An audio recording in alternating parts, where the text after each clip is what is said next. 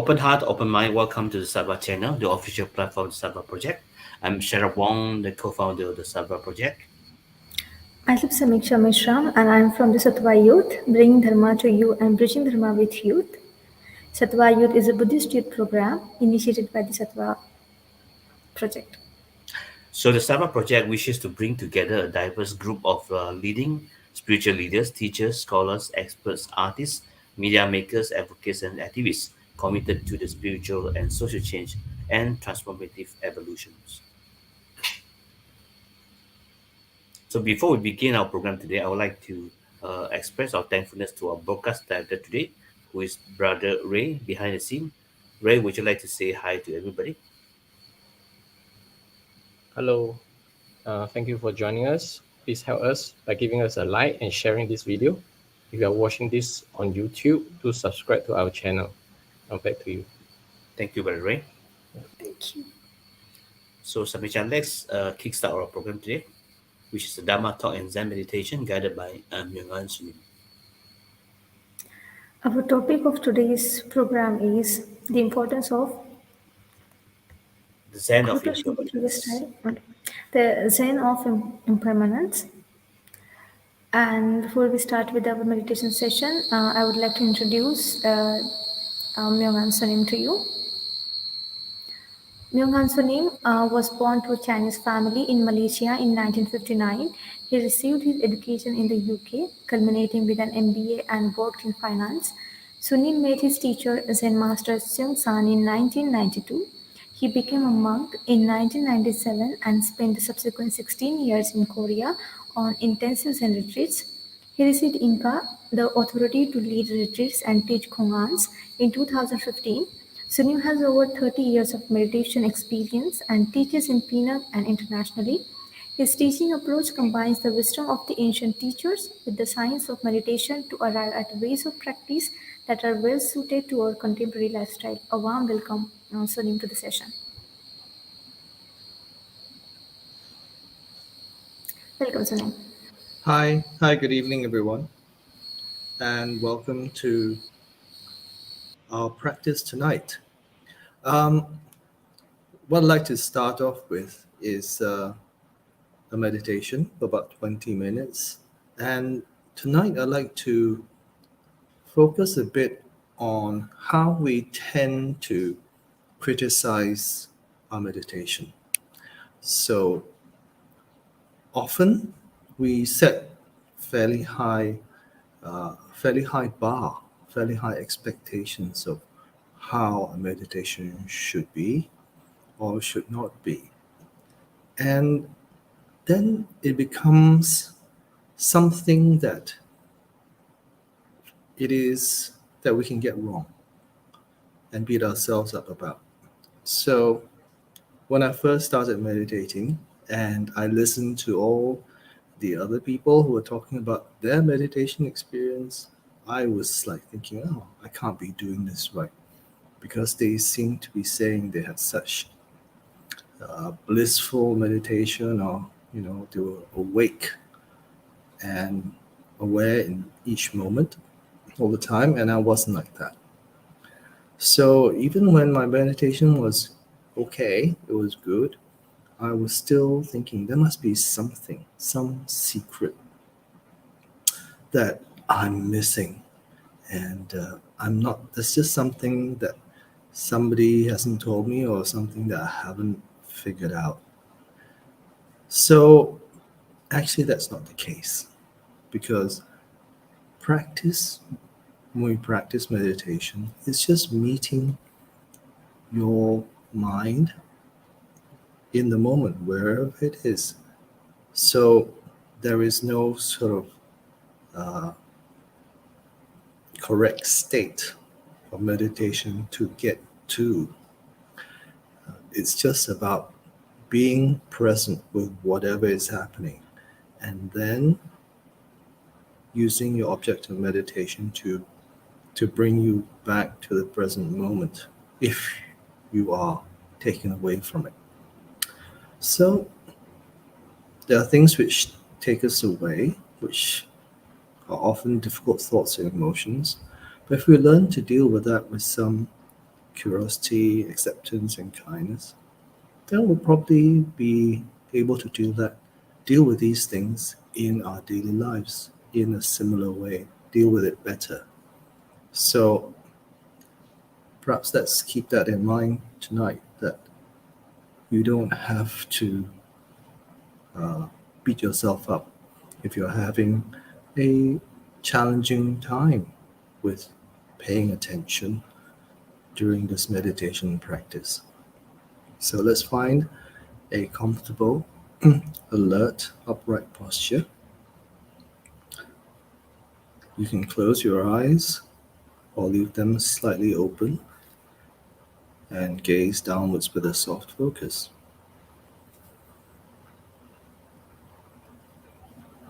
Take a few breaths, settle into the meditation, and with each out breath, see if you can allow the tension of the day, whatever stresses have built up, to flow out with each out breath.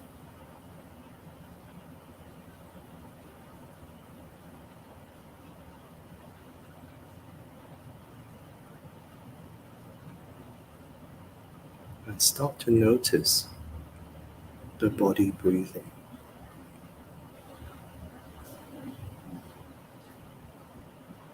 Feel the body breathing.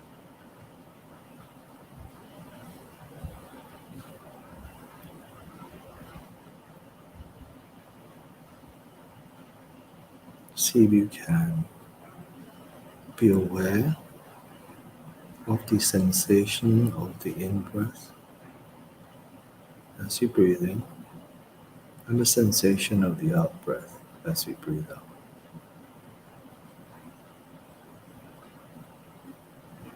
That's all. Very simple. You don't have to create some state of mind that you have to attain. You don't have to get anywhere in meditation. Just allow yourself to be here, present with your breath.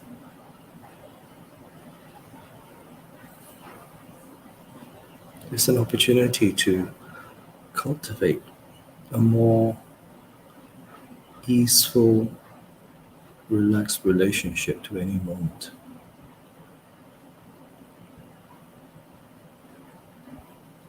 We're not trying to get to a place called bliss or peace. As Martin Luther King Jr. said, peace is not the destination, peace is the way.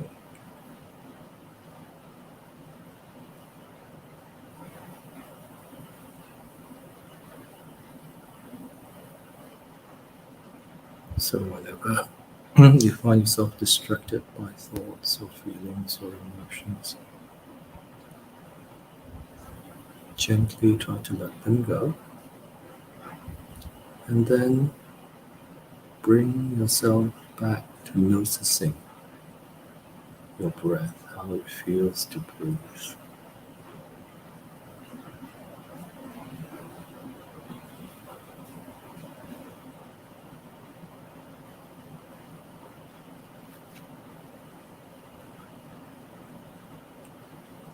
Try not to judge anything, nor reject anything. Just allow yourself to breathe and be aware of your breathing.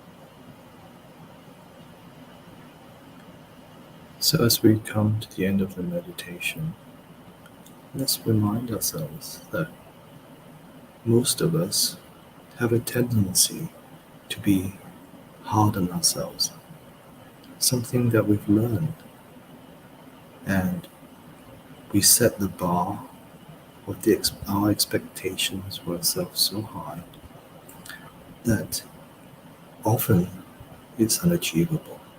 We expect a perfect 10 each time.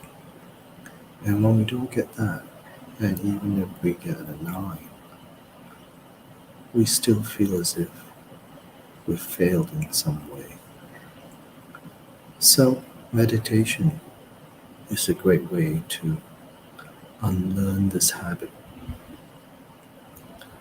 let go of any ideas of what good meditation is or bad meditation. There is only meditation. There's only right now, this moment.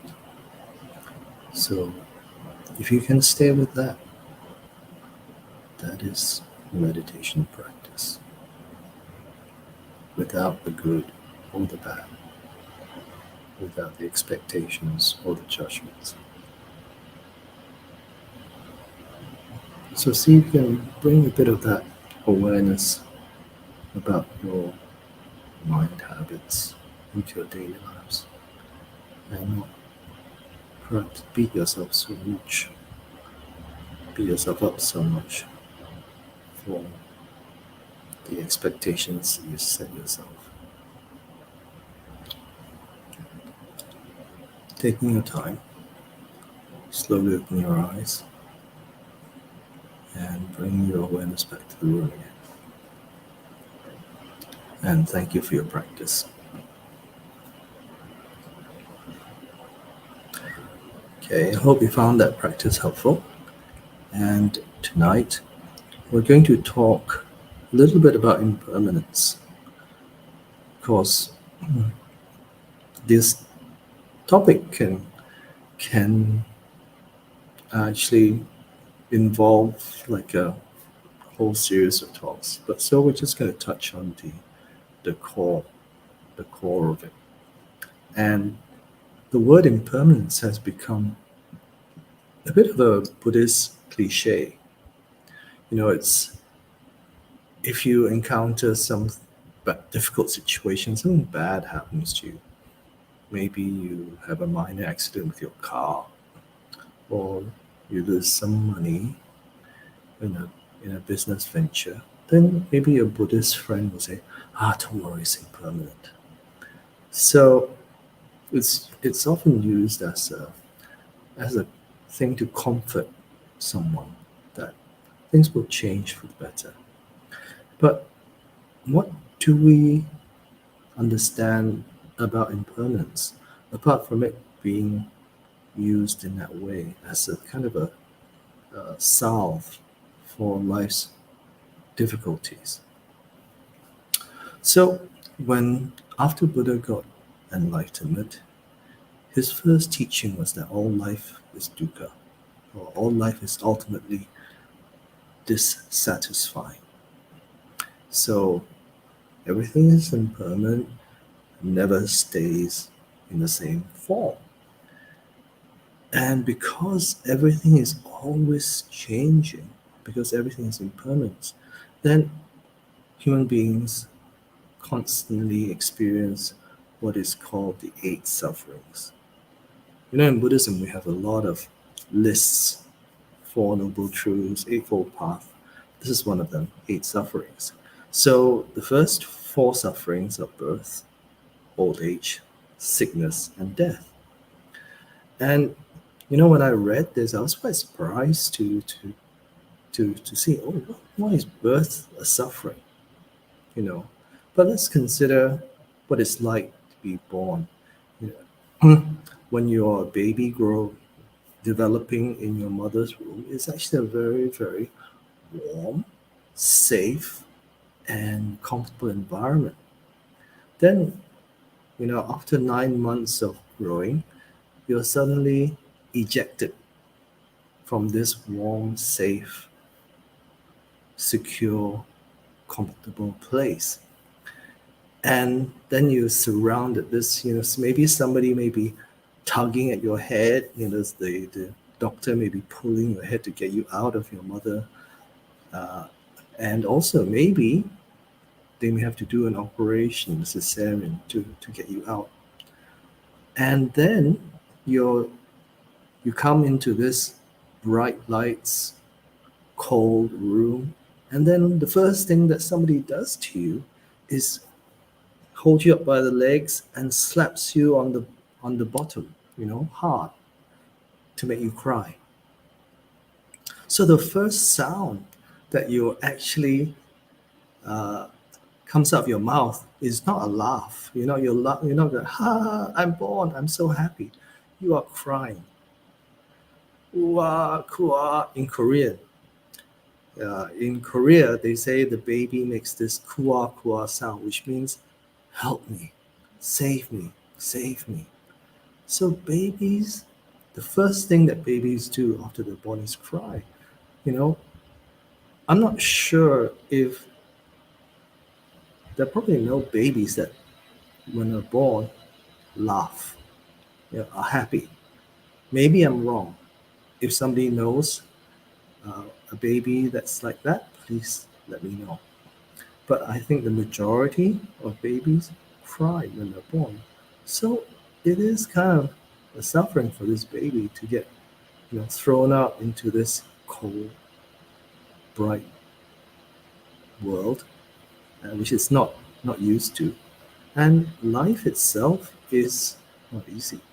You know, for those of you who have lived 20, 30, 40 years, life is quite challenging. To live as a human being is quite challenging. So birth, old age, sickness, death, those are the four sufferings. And then the other four, uh, according to the Buddha's teaching, are being separated from those you love. Because you will never be always with the people that you love. And also being in the presence of those you dislike, not getting what you desire, and the imbalance of the five skandhas, or some people call it aggregates. These five aggregates are form, feelings, perceptions, impulses, consciousness. So originally they function in harmony. And if they function in harmony, your life is clear. And you do not make so much suffering for yourself or others. But when they're not balanced, then suffering appears. So that is the classical Buddhism 101 teaching about impermanence, that everything is impermanent and never stays in the same form. Everything is always changing, and because of that, we get dissatisfaction and suffering. Now, if we look at it more, impermanence means that things are always in a process of flux, okay? So nothing ever stays the same over time. So in physics, they call this entropy. You can think of it as the way nature and our universe actually functions. So in simple terms, entropy means that everything degenerates into disorder over time. We know from physics that this universe is expanding and expanding, and one day it will disappear. Our sun will one day also disappear and become some kind of star, whatever, this supernova, and become a black hole, maybe. I don't know. But things will always change and they'll never be the same. So the things that we think will last forever is only because we live ourselves we think of things in a very short time frame, in terms of maybe our lifetime. And in our lifetime, mountains, the sky, this earth, seems to be pretty permanent. But when you expand, you go deeper into time, then you will appreciate that actually everything is impermanent. So this impermanence means that our life and everything around us is one continuous process of impermanence. One moment of impermanence to the next moment of impermanence, the next to the next. Because each moment that we have also is impermanent. You know, we talk about past, present, and future. But if you say present is already gone, and future and the past don't exist except for in your mind. Okay, so everything is actually going from one moment of impermanence to the next. And for many of us, we think, oh, that's not so good. You know, I want things to be just as they are. You know, I want the summer to last forever. I want my relationship to be the same forever. So we think that we can kind of, in our own way, make things permanent because for things to change may be a bit painful for us and give us a bit of suffering. So, and we think that we can predict how we'll be in 10 or 20 years' time. Like, you may meet someone who you think is your soulmate, and you think life partner forever and ever, and you think I will love you forever. Then somehow things change. And in my situation, when I was much younger and when I was working, somebody actually said to me, "Ah, you must be thinking of becoming a monk. You like practicing meditation and such." Then at that time, I kind of like I burst out laughing because it seemed to be so ludicrous, so far fetched. I thought, why would I ever want to give up my life, which I enjoy so much right now, to become a monk? But guess what? About 4 or 5 years after that, uh, I decided maybe I should be a monk. So you can never really predict how you will be in the future. We think we can because that's based on what we think, uh, because that's based on what we are right now. But what you are, what you will be in 5 years' time, will be different. Not completely different, but fairly different. And you may have different views, different opinions about things.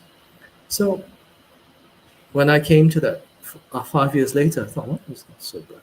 It's not so strange. I think that's a good thing to do to become a monk.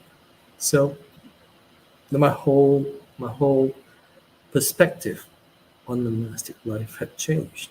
So you can never predict. That is one of the core the essence of impermanence, that you can't tell what is actually going to be. But impermanence is actually essential. Okay, it's very important for how our universe functions.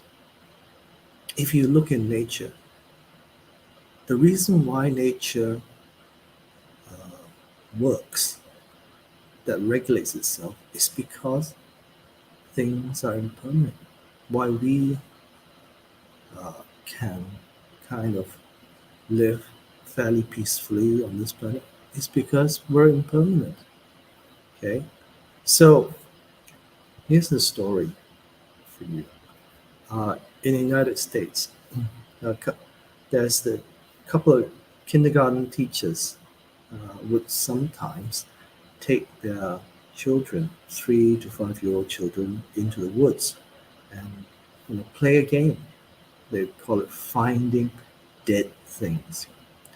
And then the children, they really love this game. So they would go hunt around. Sometimes they collect uh, fallen leaves, broken branches, maybe a rusty car part. Occasionally, maybe they may even, find the bones of a dead animal, crow or squirrel or something.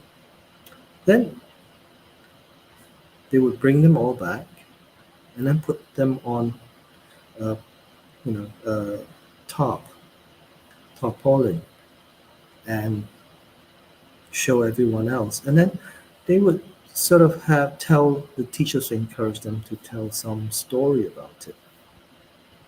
So, when you're that young, usually you don't have any fear of things because you don't know. You don't know what things are. So they would look at these dead things, smell them, bring them up close, and then they would talk about this very imaginatively, you know. So one child said something very, very interesting and insightful. She said, I think that the leaves that fall from the trees are very kind. I think the leaves that fall from the trees are very kind. They make room for the little new ones to grow. And it would be really sad if the trees couldn't grow new leaves. And when one of the teachers heard that, it really hit her, that that child had so much this uh, innocent wisdom that, trees have to shed their leaves so that new leaves can grow. Same as us, we have to uh, we have to die, you know, so that others may live. If you had a world where nobody, no human beings died, can you imagine how many hundreds of billions of people would be living right now? There probably wouldn't be enough food to eat, probably not even enough space to live, because nobody would ever die. We just get born and then keep multiplying and multiplying and multiplying. And that would create actually quite a lot of suffering. So the the actual law of impermanence provides a sort of balance to the whole universe, how the whole universe functions. So if we understand that things impermanence is actually how things should be, then we won't get so uh, fixated. We won't cling to things so tightly because we know eventually one day we'll have to let go. So one monk who lived in the mountains uh, with just another monk, very simple life. He said, you're gonna have to let go of things in the end. Why not learn to let go now and not suffer so much? Because part of our suffering comes from this clinging or this attachment, not wanting things to change. We want to fight impermanence. We don't want to accept it. Then we get this suffering. So if you can learn to little bit, it takes practice to learn to let go of it, then maybe you can start to see the world differently, more clearly, more clearly.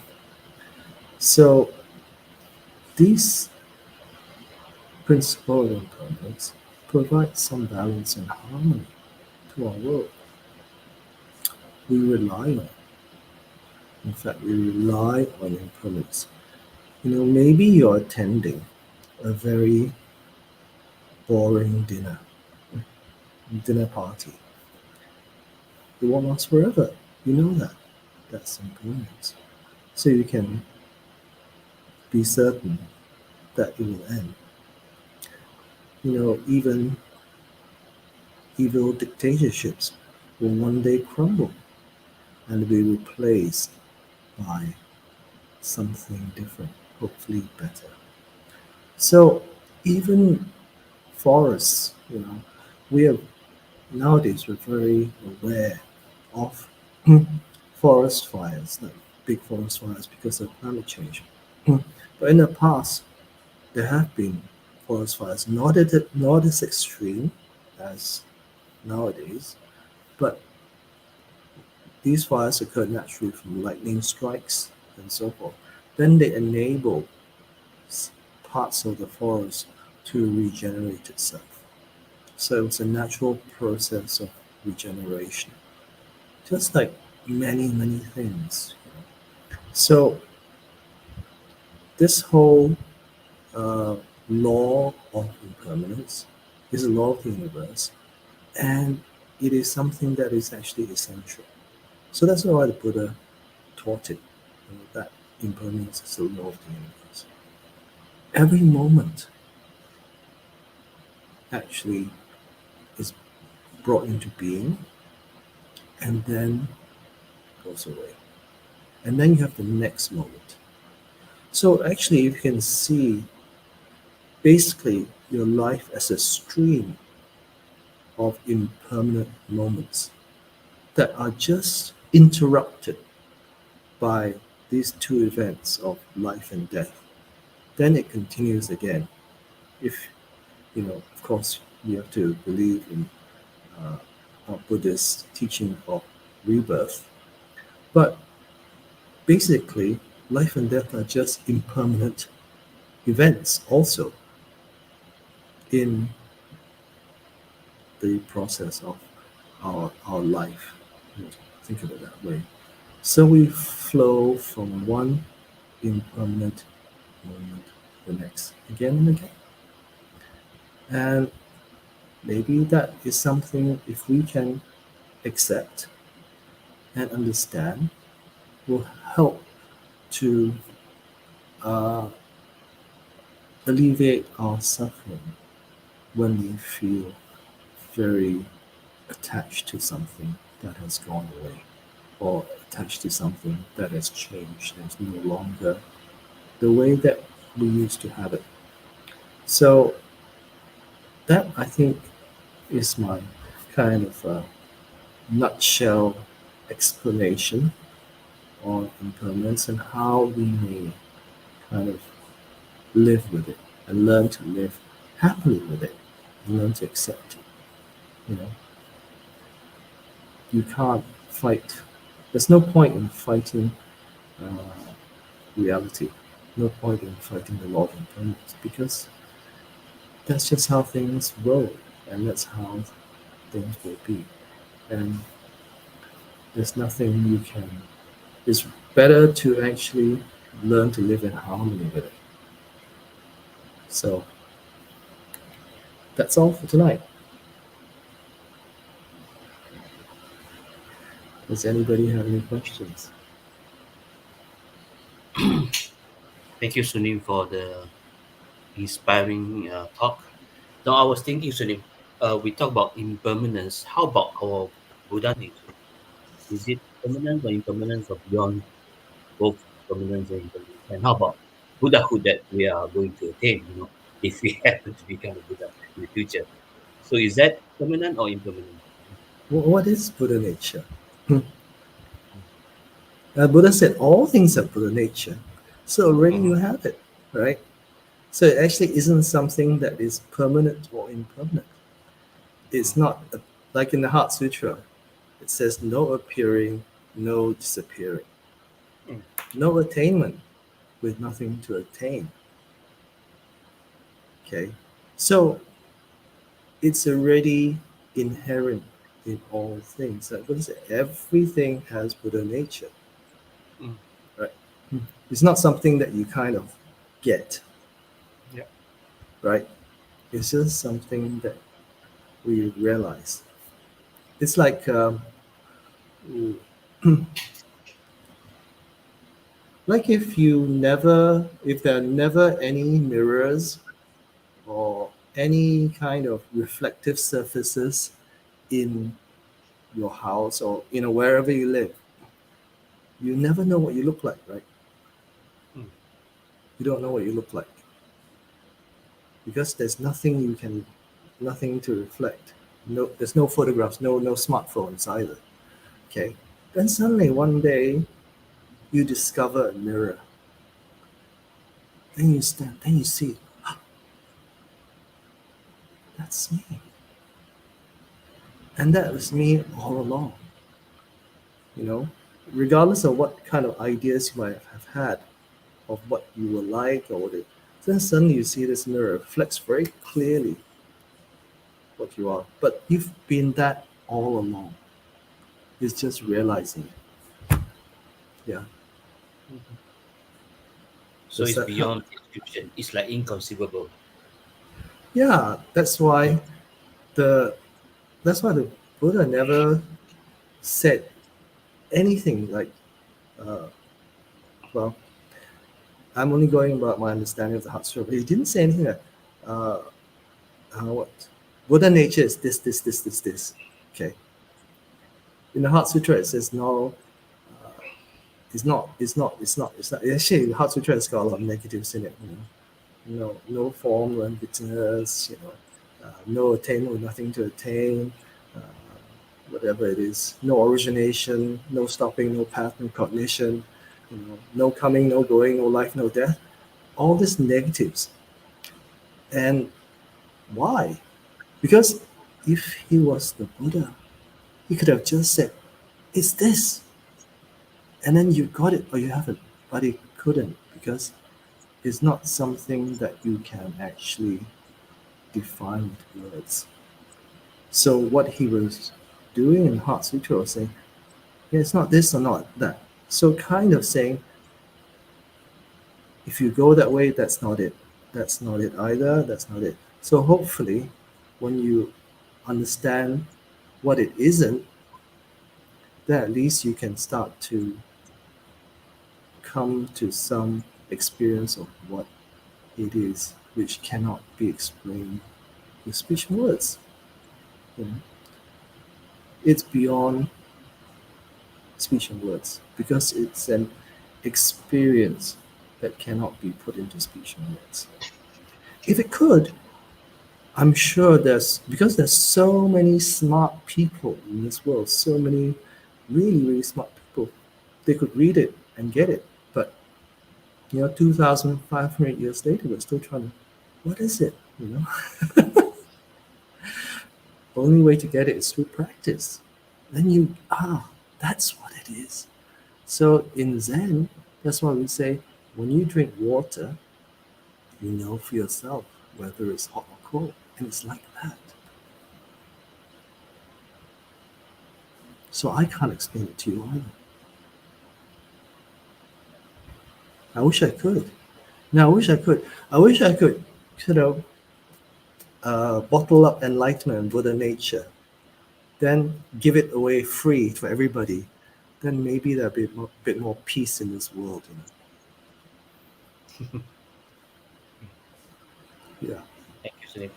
Yeah. Okay. So, Michelle, do you have any question? Oh, no, very sure. Okay.